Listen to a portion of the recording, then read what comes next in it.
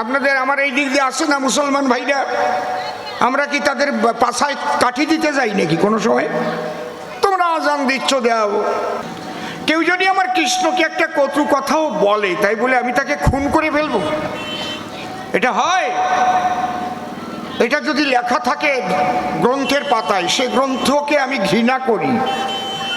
যদি কোনো ধর্মের গ্রন্থে লেখা থাকে এইরকম কথা যে খুন করে দাও, তাহলে সেই গ্রন্থকে আমি ঘৃণা করি, সে যে গ্রন্থ হোক।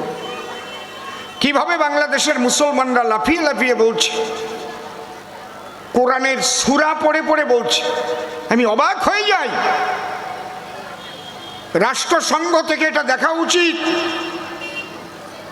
আমি মনে করি এতে শান্তি বিনষ্ট হবে পৃথিবীর। আমরা শান্তিপ্রিয় মানুষ, আমরা শান্তি চাই। হিন্দু থাকবে, মুসলিম থাকবে, শিখ থাকবে, জৈন থাকবে। শুধু হিন্দু হয় নাকি? আপনাদের আমার এই দিক দিয়ে আসে না মুসলমান ভাইরা, আমরা কি তাদের পাছায় কাঠি দিতে যাই নাকি কোনো সময়? তোমরা আজান দিচ্ছ দাও, তোমরা নামাজ করছো করো, আমরা পূজা পার্বণ করছি। ঘর ভাঙবে তো রাজি না হয় কাল, ওরে কাল বৈশাখীর ঝড়মে। আউট একটু দাও। যে ঘরে তুই আছিস দিন কয়ে, ঘর ভাঙবে তো রাজি না হয় কাল, কাল বৈশাখীর ঝড়মে। যে ঘরে তুই আছিস দিন কয়ে, ও তোর রং করা ঘর ভুনে যারা, রং করা ঘর ভুনে যারা জং ধরা লৌহতে।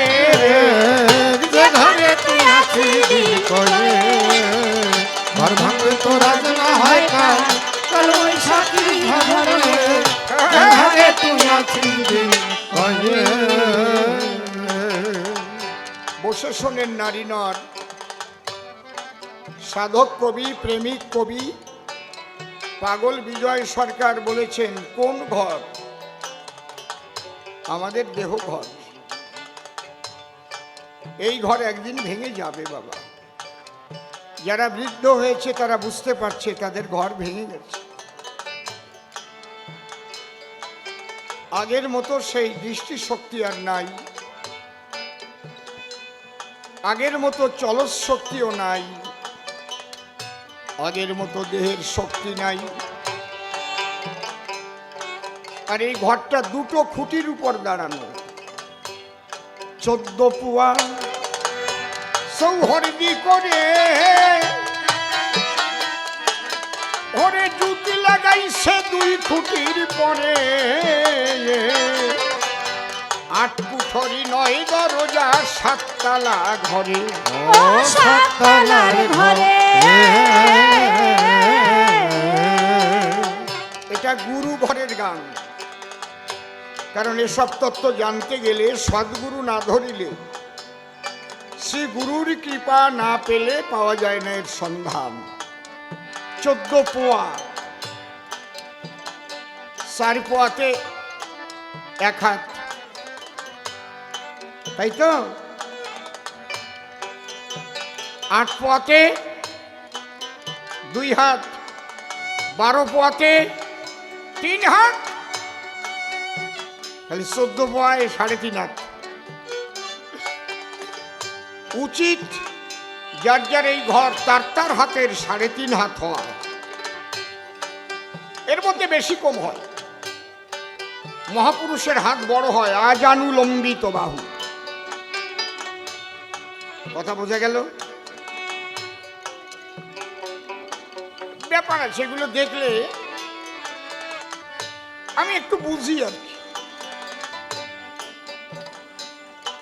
আমি বলে দিতে পারবো এই লোকটা কেমন লোক। তার দেহের গঠন দেখে 99% বলা যাবে, 100% বললাম না, একটু বাকি রাখলাম সাধুগুরু বৈষ্ণবের জন্য।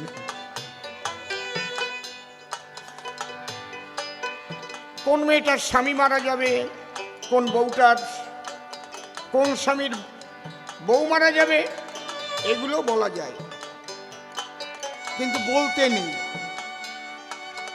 বুঝতে পারছেন কি বলছি? সমস্ত কিছু গঠনের মধ্যেই প্রকাশ পায়, কিন্তু তত্ত্বটা তো তোমার জানতে হবে। হ্যাঁ, কায়দা আছে। তত্ত্ব না জানলে তুমি কি করে বলবা?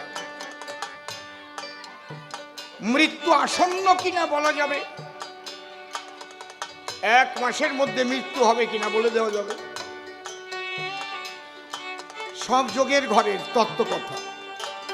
তাহলে তোমার দেহ তত্ত্বটাকে জানতে গেলে গুরু কৃপা না হলে তো তুমি পারবে না খ্যাপা। তাহলে 14 পোয়া চৌহর্দি করে জুত লাগাইছে 2 খুঁটির পরে, 8 কুঠরি 9 দরজা 7 তালা ঘরে। 8টা কোঠা আছে, 9টা দরজা আছে, 7টা তালা আছে। কোথায় কোথায় কোন তালায় কে করে খেলা, কোন তালায় আমার চিকুন কালা, আরে কোন তালায় মা কুণ্ডলিনী করে বাস। প্রথম তালার নাম মূলাধার, তারপরে তালার নাম স্বাধিষ্ঠান, তারপরে তালার নাম মণিপুর, তারপরে তালার নাম অনাহত, তারপরে তালার নাম বিশুদ্ধ, তারপরে তালার নাম কি আজ্ঞাচক্র।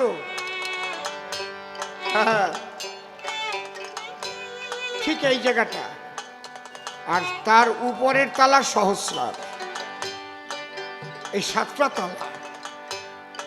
একদম নিচের তলায় বাস করে মূলাধারে কুণ্ডলিনী, আর সহস্রে আমার রাধা গোবিন্দ বিরাজ করে প্রেমানন্দে। হরি হরি বল, হরি বল, তাই গৌর হরি বল।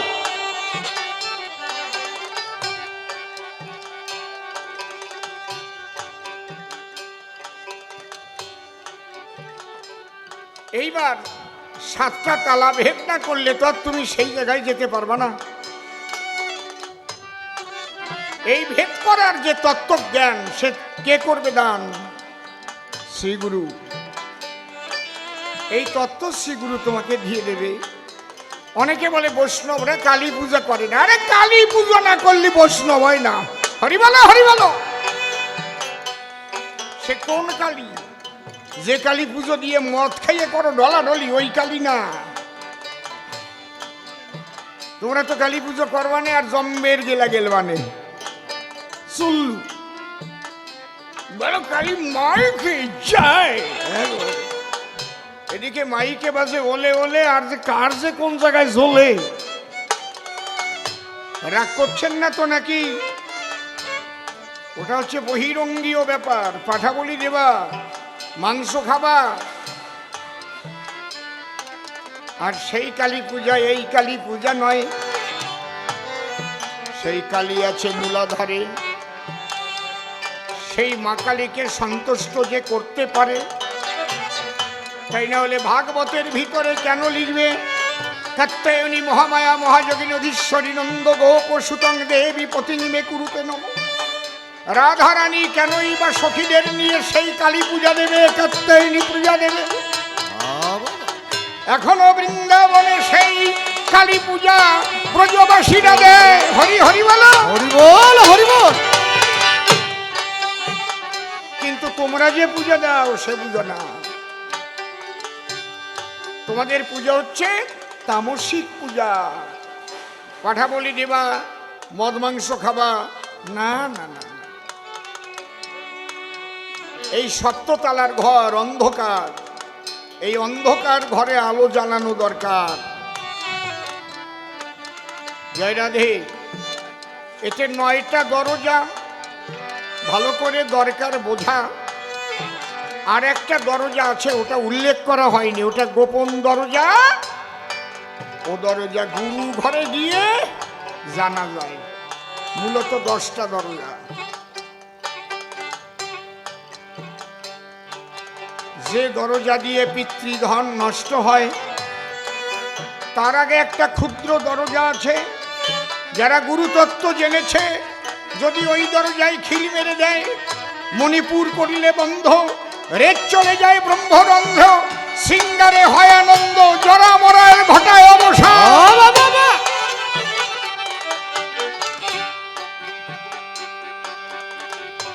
হরি বলো। আমরা যে 9টা দরজার কথা বলেছি, নাকে 2টো, চোখে 2টো 4টে, কানে 2টো 6টা, মুখ একটা 7টা, আর নিম্নাঙ্গে যে 2টো, এই 2টো 9টা। দেখেন কেমন কল, এক মুখ দিয়েই খাই মাছ ভাত মাংস জল, এক মুখ দিয়েই দেই, একটা দরজা দিয়ে। ঈশ্বরের সৃষ্টির কেমন কল, এক দরজায় জল আর এক দরজায় মল। ভুল করে কোনো দিনও জলের দরজায় একটা মাছের কাটাও যায় না, মাংসের হাড়ও ঢোকে না। হরি বলো হরি বলো। তোমার মোবাইলও হ্যাং হয়, মোবাইলও হ্যাং করে, কম্পিউটারেও হ্যাং করে, কিন্তু ঈশ্বরের সৃষ্টি যা দিয়েছে করে হ্যাং করে না, ভুল করে ওই জায়গা দিয়ে পায়খানা ঢোকে না। গৌর হরি বল। কায়দা আছে। 14 পোয়া সৌহর্দি করে জুত লাগাইছে 2 খুঁটির পরে, 8 কুঠরি 9 দরজা 7 তালা ঘরে। ও 7 তালার ঘরে ঘরে বসত করলি জনম ভরে, বসত করলি জনম ভরে, চিনলি না ঘরের মালে। যে ঘরে তুই আছিস ঘর ভাঙবে তোর আজ না হয় কাল, কাল বৈশাখীর ঝড়ে যে ঘরে তুই আছিস মণিকাঞ্চন মণিকাঞ্চন পরিপূর্ণ ঘর, সময় থাকিতে তাহার সন্ধান কর। এই ঘর পড়লেই উঠবে না আর 2 খুঁটির উপর। ও 2 খুঁটির তুই পাবি রে সেই রত্নের আকর, পাবি রে সেই রত্নের আকর, যত্ন করে কৌশল সে। যে ঘরে তুই আছিস ঘর ভাঙবে তোর আজ না হয় কাল, কাল বৈশাখীর ঝড়ে যে ঘরে তুই আছিস। এই যে গোড়ায় চলে গেল গুরু কৃপা, আরে গুরু কৃপা লোভিয়া ভবে এই অজানা ঘর জানিবি কবে। সেদিন প্রহরী হুঁশিয়ার হয়ে তোর পাহারায় রবে। ও পাহারায় রবে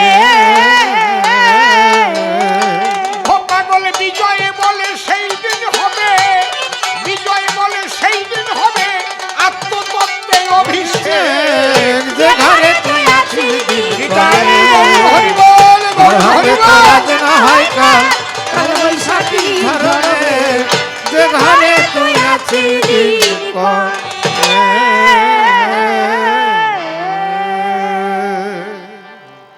রাধা কৃষ্ণের যুগল পদ্ম হৃৎপদ্মে করে আরাধ্য শুদ্ধ চিত্তে প্রণতি জানাই। সাধুগুরু মানুষকে প্রণাম দিলে সে প্রণাম ঈশ্বরে মিলে, সর্বশাস্ত্রে তাহার প্রমাণ পাই। কবি চণ্ডীদাস যিনি উচ্চকণ্ঠে বলেছেন তিনি, শুনোরে মানুষ ভাই, বোঝোরে মানুষ ভাই, সবার উপর মানুষ সত্য তাহার উপর নাই। ইকোটা একটু কমিয়ে দাও। স্বামী বিবেকানন্দ একই কথাই দিয়েছেন আনন্দ। উচ্চকণ্ঠে ঘোষণা করেছেন বিশ্ব চরাচর, বহুরূপে সম্মুখে তোমার ছাড়ি কোথা খুঁজিছ ঈশ্বর। জীবে প্রেম করে যেই জন সেই জন সেবিছে ঈশ্বর। ঠাকুর ভবা পাগলা আসি বাজাইলেন মিলনবাসী, তিনি ডেকে বললেন সবার পাশাপাশি, বাবারে আমি মানুষ ভালোবাসি, আমি মানুষ ভালোবাসি, কোনো তীর্থের নাই প্রয়োজন গয়া গঙ্গা কাশী, আমি মানুষ ভালোবাসি। সেই মানুষের চরণ লক্ষ্য করে প্রণাম করি বারে বারে, মানুষে যদি কৃপা করে কৃপা করবেন কৃষ্ণ কালো শশী। বন্দনার ভাব করে শেষ বক্তব্য করিব পেশ, সবিশেষ সবার মধ্যে জানাই নিবেদন, এই আসরের কবিগান মনে হয় আমার জীবনের নূতন অনুষ্ঠান। ইতিপূর্বে কবিগান গাইতে এখানে এই আসরের এই নিদর্শন। আমার পরে না মনে পড়ে না রে ভাই যে এখানে আমি এসে কবিগান গাই। দরাবপুরে তো এসেছি কয়েকবার, জানেন সর্বজন। আরও বিভিন্ন জায়গায় গান গাই, তাতে আমার আপত্তি নাই। বিশেষভাবে শান্তিবাবু আমাকে করেছিলেন আকর্ষণ। একটা কথা বলা ভালো, এই দিন আমার অন্য জায়গায় বায়না ছিল, এটা ভালো টাকার বায়না, মোটা টাকার বায়না। শান্তিবাবু বলে তাই আপনি না হলে হবে না দাদা ভাই, আপনাকে আমরা এবার চাই চাই। আমাদের হরিয়াখি এত বড় অনুষ্ঠান, সবাই এবার একত্তরে মনে মনে চিন্তা করে অসীম সরকার এসে আমাদের আসরে শুনাক কবি গান। কি বিপদে পড়ে যায়, যারা চারিপাশে আছে এক কথাই বলে রে ভাই, ওই কমিটিকে ফোন করে জানাই আপনাদের গানটা একটু সময় পিছানো যায়। কমিটি বলে না না, আমাদের গান তো প্রতি বৎসর 6টার থেকেই হয়। আমি বলে আপনারা করবেন একটু 2 ঘন্টা পরে, আমি পৌঁছাবো 8টার ভিতরে। মানতে নাহি চায়, তথাপিও আমি বললাম ডেকে যদি যেতে হয় আমাকে, তাহলে 2টো থেকে সন্ধ্যা পর্যন্ত একটা সময় আপনাদের করতে পারি দান। কমিটি ডেকে বলে তাই, মিটিং করে বলে তাই, তাতেও আমাদের আপত্তি নাই, এবার শোনাতে হবে গান। সেইভাবে দিয়েছিলাম কথা, বসে শোনেন বিজ্ঞ শ্রোতা। এইবার ওই কমিটি দেখলো, আমি বলে দিলাম দেখেন আমার যদি দেরি হয়ে যায়, আমি আমার বিধানসভায় আমার গান গাইয়ে আসতেই হবে। 1 ঘন্টা দেরি হলে যদি আপনাদের পরে গালাগালি করেন আমার বাদ দিয়ে দেন। কয় সরকার মশাই তাহলে আপনি একটা ভালো দল আমাদের এবারের মতো ঠিক করে দেন, কারণ ওইভাবে হয় না। কি বলবো, আপনাদের কাছাকাছি আমার শিষ্য তো কম নাই। ভালো একজনকে ডাক দিয়ে জানাই, বাবারে আমি বিপদে পড়ে গেছি, কথা নিবি, ওই গান তোরা গিয়ে রক্ষা করে দিবি। তাদের ওই জায়গা পাঠাইয়ে দিয়া বায়নার টাকা ফেরত তারা নিয়া আমাকে দয়া করে ছেড়ে দিল বলে আজ সময় মতো পৌঁছাতে পেরেছি আপনাদের এই ঠাই। আমি চিন্তা করলাম মনে মনে, আমি যখন এখানে আসবানে ওই 2 ঘন্টা 3 ঘন্টা গান করে চলে গেলে পরে ব্যথা পাবে মানুষ অন্তরে, এই জন্যে ওইটা আমি দিলাম ছেড়ে। টাকাটা তো জীবনে বড় কথা নয়, আপনাদের আশীর্বাদে প্রচুর টাকা জীবনে পেয়েছি নির্বিবাদে। আর যেটুক আপনারা ভালোবাসা করেছেন দান, এর চাইতে আমি আর কিছুই বেশি নাহি চাই, যেন হরিনাম কৃষ্ণ নাম নিয়ে শেষের জীবনটা কাটাই, এইটুক আশীর্বাদ করবেন দান। যেটুক আপনারা দেশেন এত পাবার অধিকারীও আমি না বলে আমার মনে হয়, এত দিয়েছেন। আমি একপালা কবিগান ভারতবর্ষে 3 লাখ টাকায়ও গেছি, একপালা কবিগান ভারতের বাইরে 6 লক্ষ টাকাও পেয়েছি। তা আপনি কয় টাকা দেবেন আমাকে? আপনাদের আশীর্বাদের ফলে আমি আপনাদের কোলের ছেলে শ্রী ঠাকুর ভবা পাগলার চরণতলে পেয়েছিলাম স্থান। পাগল আশীর্বাদ দিয়েছিল, তাইতে জয়ের নিশান উড়ে গেল। আর সাধুগুরু বৈষ্ণবরা কত ভালো, তারাও আশীর্বাদ করে দেন। এই জন্যে টাকা পয়সার দিকে অত আমার টানও নাই। তাই যদি টান থাকতো তাহলে অত টাকার বায়না ফেলাই দিয়ে অসীম সরকার আসতো নাকি? হ্যাঁ, অনেকে ভাবতে পারে তুমি তো ভোটে দাঁড়াবানে, এমনকি আমার তো টিকিট নাও দিতে পারে। কতজন তো মনে মনে এমএলএ হয়েও গেছে, তাতে কি আছে? আমার দিক না দিক, আমি কি বিদিক? আরে আমার ওদিক না থাকলে আছে এদিক। হরিবল হরিবল। সাধুগুরু বৈষ্ণব যারা ডেকে নেবে তারা। তাহলে আমার যে ওই যে প্রেমের ধারা তারা বইয়ে দেয়, সাধুগুরু বৈষ্ণবের আশীর্বাদ থাকলে পরে কোনো ভয় পাই না জীবন ভরে। আর গুরু যদি থাকে মাথার পরে পাবো কারে ভয়। জয় হরি বল। আজকে এখানে আসতে পেরে বড় শান্তি পেয়েছি অন্তরে। শান্তি বাবু সহ কমিটির সবাই যেভাবে আমাকে করে আকর্ষণ, দাঁড়ায় সভ্য সবার ঠাই আমি সবাইকে আবার করজোড়ে প্রণাম জানাই। এইবার ভূমিকায় করব পদার্পণ।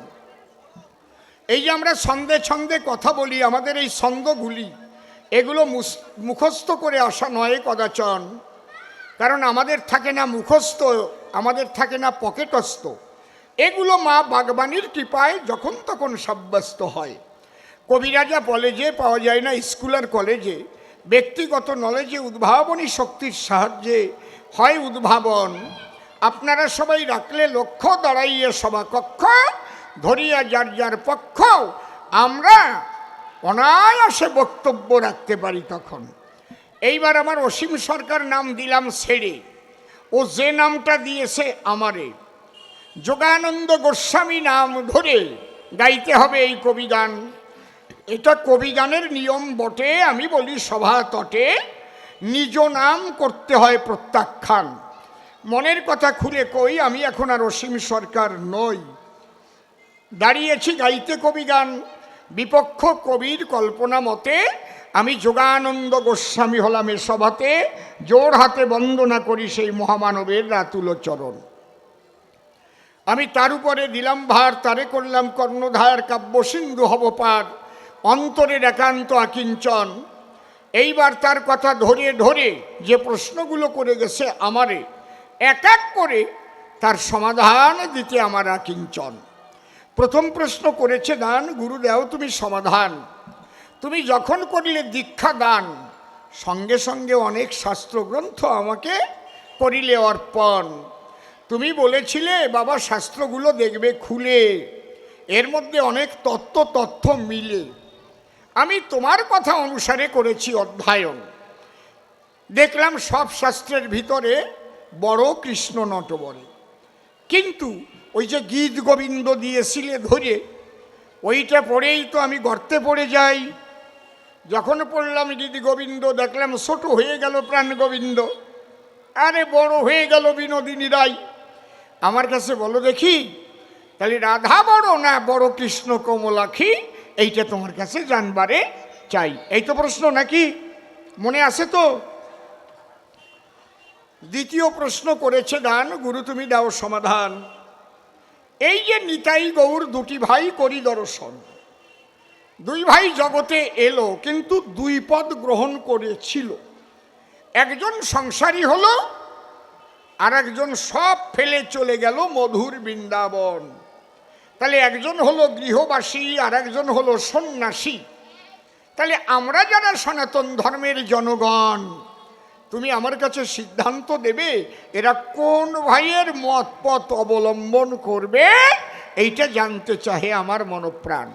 ঠিক আছে তো নাকি? এবার সব শাস্ত্র দিল সিদ্ধান্ত, শ্রেষ্ঠ হলে রাধাকান্ত, যিনি বিশ্বের মালিক সাই। একদম ঠিক কথা। ঈশ্বর পরম কৃষ্ণ সচ্চিদানন্দ বিগ্রহ, অনাদিরাদি গোবিন্দ সর্বকারণে কারণম, এতে চাংশ কলা পুংস কৃষ্ণস্তু ভগবান স্বয়ময়ম, ইন্দ্রারি বেকুলাং লোকন মিলয়ন্তে যুগে যুগে। তুমি যেসব প্রমাণ দিয়েছ ভাগে ভাগে যোগে জাগে, তোমার কথা কোনো মিথ্যা না। ধরো আমার কথা ধরো, বিশ্বপিতা ঈশ্বর সবার চাইতেই কৃষ্ণ বড়। কিন্তু এইবার কিন্তু কি কিন্তু? তাহলে আজকে জয়দেবের গ্রন্থে তার সিদ্ধান্তে কেন রাধাকে শ্রেষ্ঠ করা হয়? আমার কাছে বলুন দেখি, এটা জয়দেবের দোষ নাকি? ওটা তো স্বয়ং কৃষ্ণ নিজে এসে জয়দেবের গৃহবাসে লিখে দেয়। আরে কপাল রে, নাকি? এটা আমারও দোষ নয়, তোমারও দোষ নয়, জয়দেবেরও দোষ নয়, গ্রন্থেরও দোষ নয়। যিনি কৃষ্ণ বাঁকা রসময়, তিনি জয়দেবের বাড়ি নিজে গিয়ে এই গ্রন্থ লিখন করে দেয়। ঠিক না বে ঠিক? বলেন আপনারা, ঠিক না বে ঠিক? অনেকে জানে না রে ভাই, তাহলে ঘটনাটা আমি একটু খুলে বলতে চাই। জয়দেব যখন গ্রন্থ রচনা করিল মনন, মানে মনে মনে ভাবল, কারণ কিছু করতে গেলে আপনারা জানেন জ্ঞানী দলে মনের থেকেই তো হয় উদ্ভাবন, নাকি? আমি গান শুনতে যাব, আগে তো মনে ভাবে, তারপরে তো পাও হাঁটা দেবে, নাকি? কিংবা গাড়ি বের করবে, মোটর সাইকেল। যদি কেউ ডাক দিয়ে কয়, দিদি, দাদা, অসীম সরকারের গান আছে, যাবা না সেই জায়গায়? মনটা আমার ভালো না রে। তোমার মন ভালো না, পাও দিয়ে হাঁটতে হাঁটতে চলে যাও। কায়দা আছে কি? এই দিদি, এইটা খা না। না না, ওই খাবার আমার মনে চায় না। মনে চায় না তো মুখ দিয়ে ঢুকাই খাও, হয় না। মনে না চাহিলে যদি জোর করে খায়, সেই খাবার খেলে মানুষের অসুখ বিসুখ হয়। জয়দেবে যখন এ করিল মনন, রাধাকৃষ্ণ তত্ত্বগাথা করিবে লিখন, তুলিয়ার কলম তখন হাতে নিল, ধীরে ধীরে জয়দেব লিখিতে আরম্ভিল। লিখিতে লিখিতে জয়দেব এমন জায়গায় যায়, এইবার কৃষ্ণের ধরতে হবে রাধা রানীর পায়। জয়দেব পড়ে গেল সমস্যায়, এ কি কোনোদিন হয়? না, মনে করি ভাবো না, এখন আর লিখবো না, দেখি পাল্টানো যায় কি না যায়। যদি পাল্টাইয়ে কায়দা করা যায়, মানে কোপে এসে গেছে। কোপে আসা বোঝেন না? একজন কাঠ সেরাই করতেছে, কাঠ। তা কাঠ যদি কুঠার দিয়ে সেরাই করে, 2-4 কোপ দেওয়ার পরে দেখেন কয় একটা আসে না, নাকি? কথা কও না কেন? এখনই কুঠার দেবো, কাঠ দেবো, তুমি একটা না দিয়ে পারবা না। যতই তুমি নিঃশ্বাস বন্ধ করে কোপ দাও, বেরোবেই। এর মধ্যে এক সাহেব এসে ডাক দিয়ে বলে তার পাশে, হোয়াট ইজ হ্যাক্কা? হোয়াট ইজ হ্যাক্কা? হ্যাক্কাটা কি? বাঙালি মনে মনে ভাবে, শালা সাহেব হোয়াট ইজ হ্যাক্কা ওরে বুঝাতে হবে। কয়, এই কাঠসেরাই করলি, সাথে সাথে হ্যাক্কা এসে যায়। বলে, গিভ মি ওর কুঠার, তোমার ওই কুঠারটা আমাকে দাও। দেশে নাও, তুমি সিরিয়ে দেখাও। ও কয়, হ্যাক্কা আসবে না। 3-4 কোপ দেশে, নিঃশ্বাস বন্ধ করে। 5 কোপের সময় কয় একটা। বাঙালি কয়, বোঝো না, হ্যাক্কা আসিয়া যায়। জয় রাধে। বুঝেছেন ব্যাপারটা কি বলছি? লিখিতে লিখিতে জয়দেবের ওই অবস্থা হলো। এমন জায়গায় জয়দেব পৌঁছাইয়া গেল, সেখানে যদি জয়দেব এবার করে লিখন, কৃষ্ণকে ধরতে হয় শ্রী রাধার চরণ। জয়দেব মনে করে, ভাবো না, আমি এখন আর লিখবো না। তার স্ত্রী পদ্মাবতীর কাছে গিয়েছে, তখন ডেকে বলে, পদ্মাবতী, তুমি আমার শ্রদ্ধা সতী। আমি গ্রন্থ লিখতে গিয়ে সমস্যার সম্মুখীন হয়েছি। এখন মনে করেছি, ভাবো না, এখন গ্রন্থ সম্পূর্ণ করব না। তুমি আমার সেবার জন্য করো কিছু অন্ন ব্যঞ্জন রন্ধন। অন্তরে আমার আছে, ভাবো, আমি অজয় নদীতে স্নান সেরে এসে ঘরে সেবার পরে তারপরে আমি আবার মন্দিরে গিয়ে লিখতে বলবো। বেশ ভালো কথা। পদ্মাবতী রন্ধনশালায় গিয়ে রান্না করে, আর এদিকে উনি গেছে স্নানের তরে। কোথায়? অজয় নদীর তীরে, এখনো আছে, গিয়ে দেখবেন ইলামবাজার থেকে বীরভূম ওঠা। আমরা সেদিন একেবারে কাছে কাছে গান গাইয়ে আসছি। ওর মনে ওই চিন্তা ভরা, কৃষ্ণের দ্বারা রাধারানীর চরণ সেবা করা, এটা কি ঠিক? দেখবেন কোনো চিন্তা যদি কারো বিশেষভাবে মনের মধ্যে হয় উদয়, তখন চিন্তিত অবস্থায় অনেক সময় কেটে যায়। ও যে স্নান করতে গেছে নদীর কিনারায়, ভুলেই গেছে, ভাবছে কি করব কি করব। আরে আমি একদিন 1 ঘন্টা পায়খানার থেকেই বেরোই না। আমার মা মনে চিন্তা করে, ও খোকন পায়খানায় গেল, এত সময় ধরে করে কি? এবার দরজা ধাক্কাচ্ছে, তখন আমার জ্ঞান ফিরেছে। তাই তো আমি ভিতরে বসে পাঁচালি বলতেই তালে আসি। এমনি এমনি কবি হইছি না কি? আমার গুরুদেব রসিকলাল সরকার, যিনি একদিন ডাক দিয়ে বললেন, তিনি শোন, পায়খানায় যাবি, ওখানে বসেও পাঁচালি বলবি। ঘুমের ঘরে স্বপ্নে যেদিন গান গাবি সেদিন কবি হবি।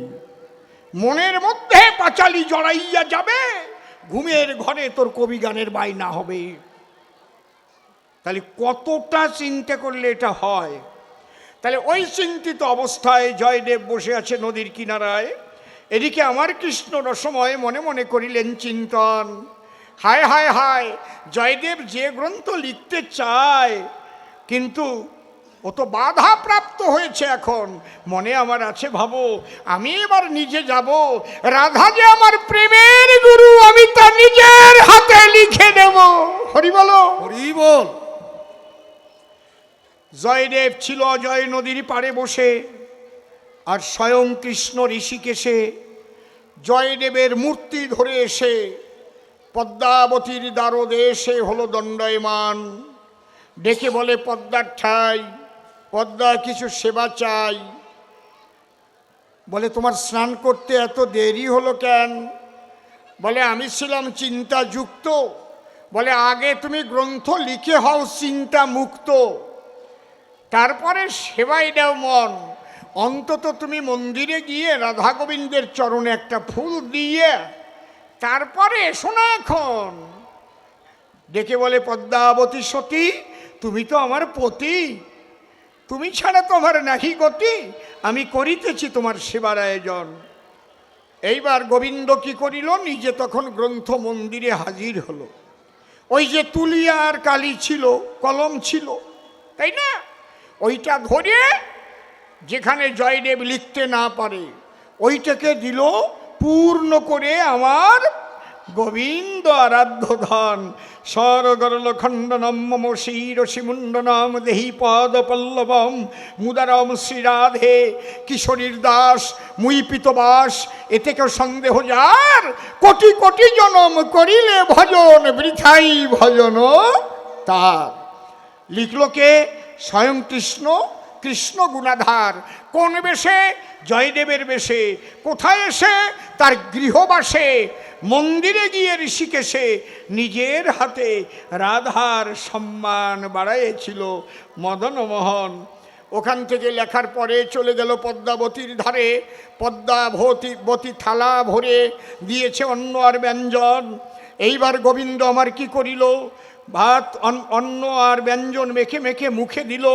অর্ধেকটা সেবা করিল যখন, ডাক দিয়ে বলে পদ্মার কাছে, পদ্মা আজকে আমার সেবা হয়ে গেছে, এইবার আমি যেটুকু রেখেছি তুমি করো ভোজন।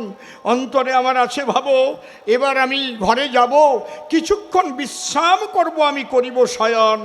বিশ্রামের কথা বলে গোবিন্দ ঘরে গেল চলে। ওখান থেকে অন্তর্ধ্যান হইল তখন পদ্মাবতী সতী, যিনি ওই প্রসাদ নিয়ে দুই অগ্রস মুখে কেবল দিয়েছেন তিনি। এমন সময় জয়দেব, আসল জয়দেব গুণমণি দ্বারদেশে দিয়ে দর্শন। ওই দৃশ্য দেখার পরে ডাক দিয়ে বলে, গৃহিণীর ধারে, তুমি না সতী নারী আমার ঘরে, তাহলে পতির আগে তুমি করিছ ভোজন। পদ্মাবতী, তুমি শ্রদ্ধা সতী, তোমার কি নাই কোনো রীতিনীতি? শ্রদ্ধা সতী পতির পূর্বে কখনো করে না ভোজন। পদ্মা মনে মনে ভাবে, তাই এমন অবাক কাণ্ড তো জীবনে আমি দেখি নাই। এইমাত্র প্রভু আমার করিল ভজন, আর সেই ভোজন করে যে প্রসাদ লিখেছে থালার পরে, আমি তো সেই প্রসাদ করতেছি গ্রহণ। ভাসিয়া দুই চোখের জলে পদ্মাবতী ডেকে বলে, প্রভু তুমি তো একটু আগে স্নান করে এলে, আমার কাছেই তো তুমি চেয়েছিলে অন্ন আর ব্যঞ্জন। আমি বললাম কথা লবে, আগে তুমি মন্দিরে যাবে, করো রাধা গোবিন্দের ভজন পূজন। তুমি মন্দিরে গেলে, পূজা দিয়ে আমার কাছে এলে, আমি অন্ন ব্যঞ্জন দিয়েছিলাম তোমার থালে, তুমি পরাণ ভরে করিয়া ভজন। ডাক দিয়ে বললে, তাই আমার আজকে আর সেবার উপায় নাই, তোমার জন্য যা রেখেছি তুমি তাই করো গ্রহণ। আমি তোমার সেই টুক থালার পরে পেয়ে আমি পরাণ ভরে দুই আগ্রস কেবল করেছি গ্রহণ। এই কথা যেই বলল, জয়দেব চিন্তিত হলো, বলে রাখো, আমার একটু মন্দিরে যাওয়া ভালো। মন্দিরে গিয়ে জয়দেব করে দর্শন। একই দেখি আমার অসম্পূর্ণ শ্লোক দিয়েছে লিখি। হায় হায়, এখানে আমার গোবিন্দের পদ চিহ্ন এখনো পড়ে রয়। দেবতারা করেছে পুষ্পবৃষ্টি, হয়েছে সেখানে আনন্দ সৃষ্টি। জয়দেব ডেকে ডেকে তার স্ত্রীর কাছে কয়, তুমি যাকে সেবা দিয়েছ সে জগৎপতি স্বয়ং কৃষ্ণ এসেছিল, তুমি চিনতে পারো নাই? স্বয়ং কৃষ্ণ ঋষিকেশে এসেছিল তোমার দ্বারদেশে, সে তোমার কাছে সেবা করেছে বিশ্বের মালিক ঠাই। পদ্মা আমাকে বলো দেখি একটুখানি আছে নাকি? কারণ কৃষ্ণ যখন ভোজন করিল, কৃষ্ণের সেবা করা তারপরে প্রসাদ হলো। আর তোমার মতো সতী ওখান থেকে ভোজন করার পরে মহাপ্রসাদ বলে তারে, কিঞ্চিৎ দেও আমারে, আমার জীবন ধন্য হবে। প্রেমানন্দে ভাসিয়া দুই চোখের জলে এবার সেই প্রসাদ নিতে হবে। বসে শোনেন নারী নরে, যে প্রসাদ ছিল থালার পরে ওখান থেকে গ্রহণ করে অঙ্গে দিয়েছে শিহরণ।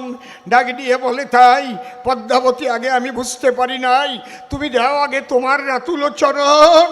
স্বামীর থেকে স্ত্রীও বড় হতে পারে যদি প্রেম ভক্তি থাকে তার ভিতরে। কৃষ্ণের চাইতে রাধা বড় প্রেমের জোরে, সেই প্রেমের কাছে গেছে হেরে আমার কৃষ্ণ মদন মোহন। তে কারণে নিজের হাতে করেছে লিখন। স্বরগরল খণ্ডনম মম শিরসি মুণ্ডনম দেহি পদপল্লবম মুদারম শ্রীরাধে। কিশোরীর দাস মুই পিতবাস, ইতেকো সন্দেহ যার, কোটি কোটি জনম করিলে ভজন, বৃথাই ভজন তার। বাবারে, একটা কথা শুনে যাও পরাণ ভরি, কৃষ্ণ তো জগৎগুরু, মিথ্যা কথা নয়, কিন্তু সেই কৃষ্ণকে পরিপূর্ণভাবে কোনভাবে পাওয়া যায়? পরিপূর্ণ পেতে হলে ত্যাগ করে অন্য স্বভাব তোমার ভিতরেতে জাগাতে হবে রাধারানীর মহাভাব। দেখেছেন? এই জন্য বলছে সচ্চিদ আনন্দ কৃষ্ণের স্বরূপ, অতএব স্বরূপ শক্তির হয় তিন রূপ। এই যে সচ্চিদ আর আনন্দ, বসে শোনেন ভক্তবৃন্দ, এই আনন্দময়ী হচ্ছে শ্রীমতী রাধারানী।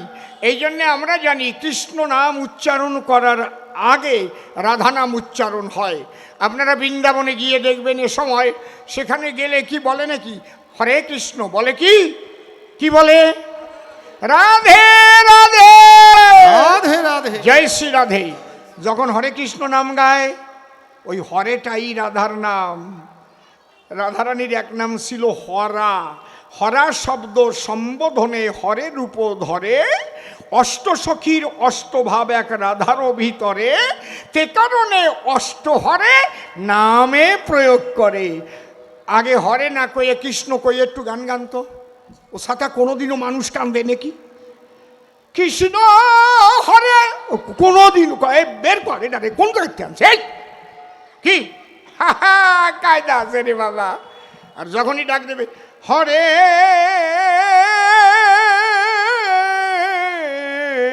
কৃষ্ণ, কি মধুর হয়ে গেল। এইটা কি জানেন? হ্যাঁ, এটা কপাল রে। যেমন চিড়িয়ে, মুড়ি, শুকনো আর ছাতু, এই যদি খালি খাতি দেয় এই খাওয়া যায়, তার সাথে দুধ টুধ দিতে হবে না, মাখাতে হবে না। খালি চিড়ে, ছাতু, মুড়ি, শুকনো মুড়ি যেমন, খালি কৃষ্ণ নাম তেমন। ওর মধ্যে রাধা প্রেম রস যখন মিশ্রিত হলো প্রেমানন্দে ভক্তবৃন্দে, তখন আনন্দে ধুলাতে গড়ালো। জয় রাধে।